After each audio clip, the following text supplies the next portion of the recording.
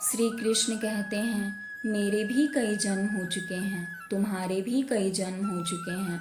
ना तो ये मेरा आखिरी जन्म है, ना ही ये तुम्हारा आखिरी जन्म है।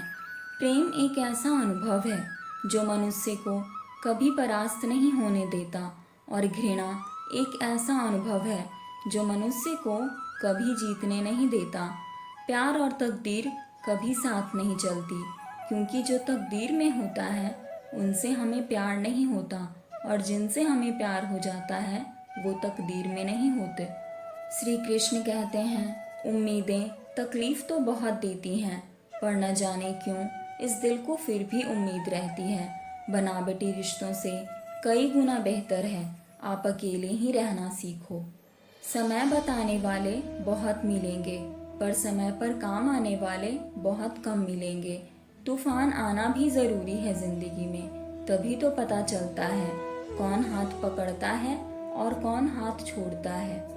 किसी से बार बार नाराज होने से बेहतर है अपने जीवन में उसकी अहमियत कम कर दो। दूसरों की छांव में खड़े होकर आप अपनी परछाई खो देते हो।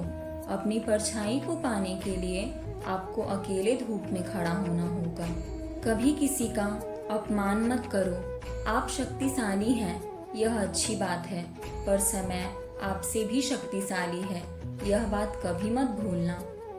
अंधेरे को हटाने में नहीं, दिए को जलाने में समय लगाइए। दूसरों को नीचा दिखाने में नहीं, खुद को ऊंचा उठाने में समय लगाइए।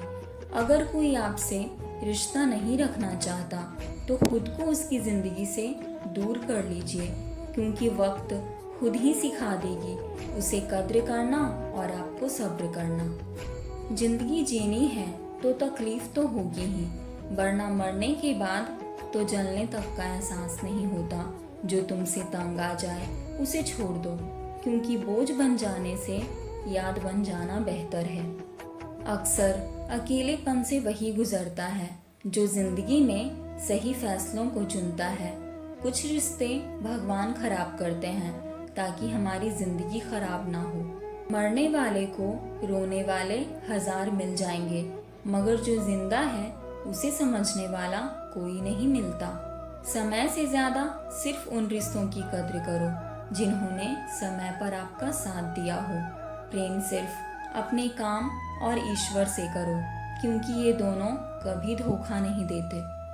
शरीर सुंदर हो या ना हो, पर शब्दों का सुंदर होना बेहद जरूरी है, क्योंकि लोग चेहरा भूल सकते हैं पर शब्दों को नहीं। जमीन पर गिरोगे तो उठ जाओगे, पर नजरों में गिरोगे तो कभी नहीं उठ पाओगे।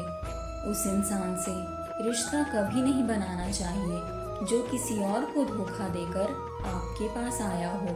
बात केवल आदर और संस्कार की होती है, वरना जो सुन सकता है वह सुना भी सकता है। खुश रहना सीखो, इससे पहले कि उदास रहना आपकी आदत बन जाए। दोस्तों, हमें उम्मीद है आपने इस वीडियो से बहुत कुछ सीखा होगा।